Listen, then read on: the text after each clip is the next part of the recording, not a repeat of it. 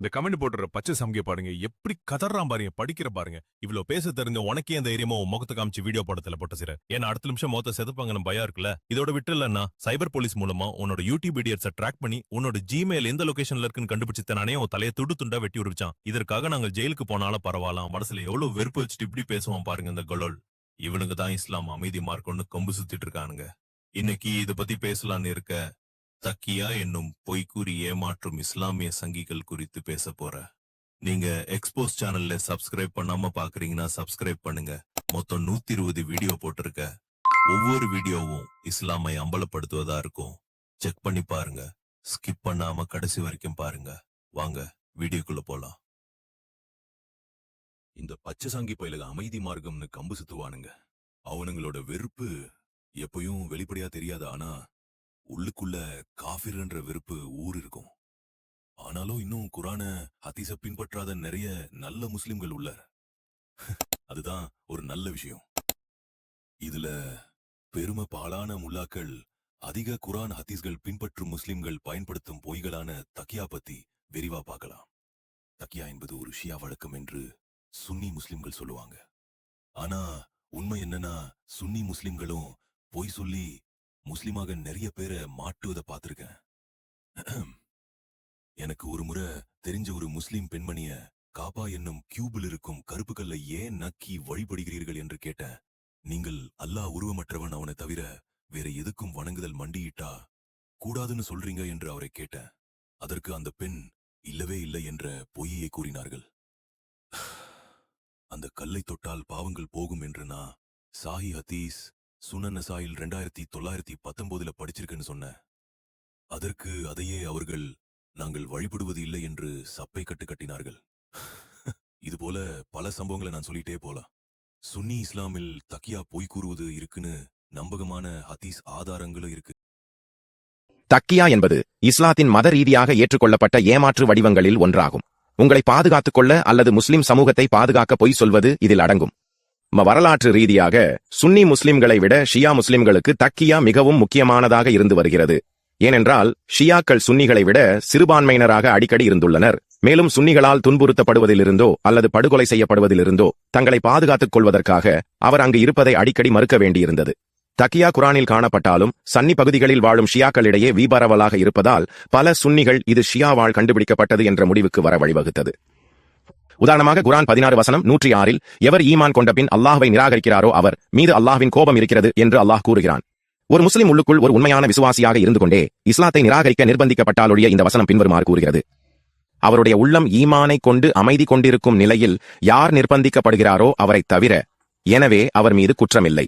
ஆனால் நிர்பந்தம் யாதுமில்லாமல் என்று அல்லாஹ் கூறுகிறான். முகமதுவின் தோழரான உமர் பென் யாசர் முகமதுவை சபித்து புறமத கடவுள்களை சித்திரவதை செய்தபோது புகழ்ந்ததால் இந்த வசனம் வெளிப்படுத்தப்பட்டதாக கூறப்படுகிறது.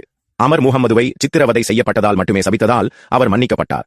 எனவே நீங்கள் ஒரு முஸ்லிமாக இருந்து நான் இஸ்லாமை நிராகரிக்கிறேன் என்று சொன்னால் நீங்கள் அதை அர்த்தப்படுத்துகிறீர்கள் என்றால் நீங்கள் சிக்கலில் இருக்கிறீர்கள். ஆனால் நீங்கள் ஒரு முஸ்லிமாக இருந்து நான் இஸ்லாமை நிராகரிக்கிறேன் என்று சொன்னால் நீங்கள் அதை அர்த்தப்படுத்தவில்லை என்றால் நீங்கள் சரி.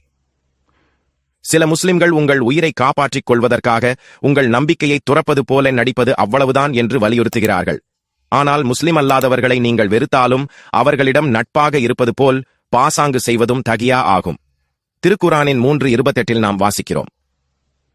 மூஃபமின்கள் தங்களைப் போன்ற மூஃப்மின்களையன்றி காஃபிர்களை தம் உற்ற துணைவர்களாக எடுத்துக்கொள்ள வேண்டாம். அவர்களிடமிருந்து தங்களை பாதுகாத்துக் கொள்வதற்காக அன்றி உங்களில் எவரேனும் அப்படிச் செய்தால் அவருக்கு அல்லாஹ்விடத்தில் எவ்விஷயத்திலும் சம்பந்தமில்லை. அவர்களிடமிருந்து உங்களை காத்துக் கொள்ளுங்கள். நீங்கள் ஒரு முஸ்லிம் அல்ல என்று பாசாங்கு செய்வதற்கும் இந்த வசனத்திற்கும் எந்த தொடர்பும் இல்லை என்பதை கவனியுங்கள். நீங்கள் உண்மையில் நட்பாக இருக்க விரும்பாதபோது நட்பாக இருப்பது போல் பாசாங்கு செய்வது பற்றியது. இந்த வசனத்திற்கு வரலாற்றில் மிகவும் மதிக்கப்படும் முஸ்லிம் விளக்க உரையை வாசிப்போம். குரானின் 3:28 இப்னு கதீர் அவர்களின் தப்சீர். முஃபமின்களான தன் அடியார்கள் காஃபிர்களுக்கு ஆதரவாக ஆவதையும் முஃபமின்களை விட அவர்களுடன் நட்பு வைத்துக் கொள்வதையும் அல்லாஹ் தடுத்தான். இவ்வாறு அல்லாஹ் எச்சரித்துள்ளான். ஆகவே எவர் இவ்வாறு செய்கிறாரோ அவருக்கு அல்லாஹ்விடமிருந்து உதவி செய்யப்பட மாட்டாது. அதாவது அல்லாஹ் தடை செய்த இந்த செயலை யார் செய்கிறாரோ அவரை அல்லாஹ் புறக்கணித்து விடுவான். யூத கிறிஸ்தவ அல்லது இணை வைத்த ஒரு முஸ்லிமை அல்லாஹ் ஒதுக்கி விடுவான். ஆனால் விதிவிலக்கு உண்டு என்பதை நாம் ஏற்கனவே பார்த்திருக்கிறோம் என்று இப்னு கதீர் தொடர்கிறார். நிராகரிப்பாளர்களிடமிருந்து தங்கள் பாதுகாப்புக்காக அஞ்சும் நம்பிக்கையாளர்கள் தவிர. இந்த நிலையில் அத்தகைய நம்பிக்கையாளர்கள் வெளிப்படையாக நிராகரிப்பாளர்களுக்கு நட்பை காட்ட அனுமதிக்கப்படுகிறார்கள், காஃபிர்களுக்கு வெளியில் நட்பு காட்டுவதற்காக, ஆனால் உள்முகமாக ஒருபோதும் இல்லை.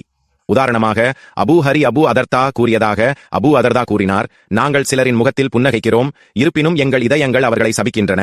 அல் புகாரி ரலி அவர்கள் கூறியதாவது, மறுமை நாள் வரை டக்கியா அனுமதிக்கப்படுகிறது.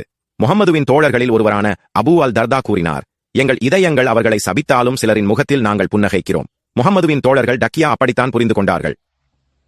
முஸ்லிம்கள் ஏன் நட்பு பாராட்டுவது போல் நடிக்க வேண்டும்?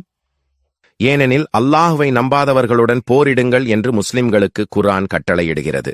9:29. உங்களுக்கு நெருக்கமான காஃபிர்களுடன் போர் புரியுங்கள், உங்கள் கடினத்தன்மையை அவர்கள் அறியட்டும். குர்ஆன் 9:123. முஹம்மது அல்லாஹ்வின் தூதர், அவரோடு இருப்பவர்கள் நிராகரிப்பாளர்களோடு மிக கடுமையானவர்கள். குர்ஆன் 48:29. முஸ்லிம்கள் முஸ்லிம் அல்லாதவர்களை வன்முறையில் அடிமைப்படுத்துமாறு கட்டளையிடப்படுகிறார்கள், ஆனால் சில நேரங்களில் முஸ்லிம்கள் அவ்வாறு இல்லை. காஃபிர்களை அடக்கி வைக்கும் நிலையில் அவர்கள் இல்லை. அப்போது அவர்கள் என்ன செய்ய வேண்டும்? அவர்கள் தங்கள் திட்டங்களை பகிர்ந்து கொண்டு, நாங்கள் இப்போது உங்களை தாக்கப் போவதில்லை, ஆனால் வாய்ப்பு கிடைத்தவுடன் நாங்கள் உங்கள் நாகரிகத்தை வெல்லப் போகிறோம், உங்கள் ஆண்களை கொல்லப் போகிறோம், உங்கள் மனைவிகளை கற்பழிக்கப் போகிறோம், உங்கள் குழந்தைகளை அடிமைப்படுத்தப் போகிறோம் என்று சொல்ல வேண்டுமா? கண்டிப்பாக இல்லை. அப்படி சொன்னால் நாடுகள் அவர்களை உள்ளே விடாது. எனவே இஸ்லாமிய பழமொழிக்கு வழிவகுத்து நட்பு பாராட்டுவது போல் நடிக்குமாறு அல்லாஹ் அவர்களுக்கு கட்டளையிடுகிறான். உங்கள் எதிரிகளின் கையை வெட்ட முடியாவிட்டால் அதை முத்தமிடுங்கள். இப்போது நான் இஸ்லாத்தை பற்றி கூறும்போது, இஸ்லாம் என்ன போதிக்கிறது என்பதை விளக்கும் போது தயவு செய்து என்னை தவறாக புரிந்து கொள்ளாதீர்கள். உங்கள் முஸ்லிம் நண்பர்கள் என்ன நம்புகிறார்கள் என்பதை நான் உங்களுக்கு சொல்லவில்லை. எனவே இஸ்லாம் முஸ்லிம்களை வன்முறையாக காஃபிர்களை அடிமைப்படுத்த கட்டளையிடுகிறது என்று நினைக்க வேண்டாம். ஆனால் எண்ணிக்கையில் அதிகமாக இருக்கும்போது நட்பாக இருப்பது போல் நடிக்க வேண்டும். இஸ்லாம் ஒரு அமைதி மார்க்கம் என்று உங்கள் முஸ்லிம் நண்பர்கள் கூறினால் அவர்கள் உங்களிடம் பொய் சொல்கிறார்கள். நம்முடனே வாழும் சராசரி முஸ்லிம்களுக்கு இஸ்லாத்தை பற்றி எதுவும் தெரியாது. மற்றவர்கள் வளர்க்கப்பட்ட அதே மதிப்புகளுடன் வளர்க்கப்படுகிறார்கள். எனவே உங்கள் முஸ்லிம் நண்பர்கள் இஸ்லாம் அமைதியானது என்று உங்களிடம் கூறும்போது அவர்கள் ஒருவேளை அதை நம்புகிறார்கள். துரதிருஷ்டவசமாக இஸ்லாம் அமைதியானது என்று குர்ஆனை தெரியாத முஸ்லிம்களால் வரையறுக்கப்படவில்லை.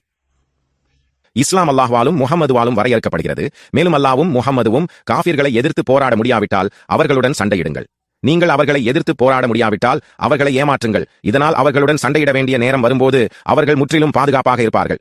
இதை நாம் குர்ஆனில் பார்த்தோம். குர்ஆனை பற்றிய இஸ்லாமின் மிகவும் மரியாதைக்குரிய விளக்க உரையில் இஸ்லாமின் மிகவும் மரியாதைக்குரிய ஹதீஸ் சேகரிப்பாளரான புகாரி மற்றும் முஹம்மதுவின் 2 தோழர்களின் மேற்கோள்கள் இதில் அடங்கும். எனவே இஸ்லாம் இந்த வகையான ஏமாற்றுத்தனத்தை ஊக்குவிக்கவில்லை என்று உங்களிடம் கூறும் எவருக்கும் அவர் என்ன பேசுகிறார் என்பது தெரியாது. அல்லது உங்கள்கிட்ட தக்கியா பயிற்சி செய்கிறார்,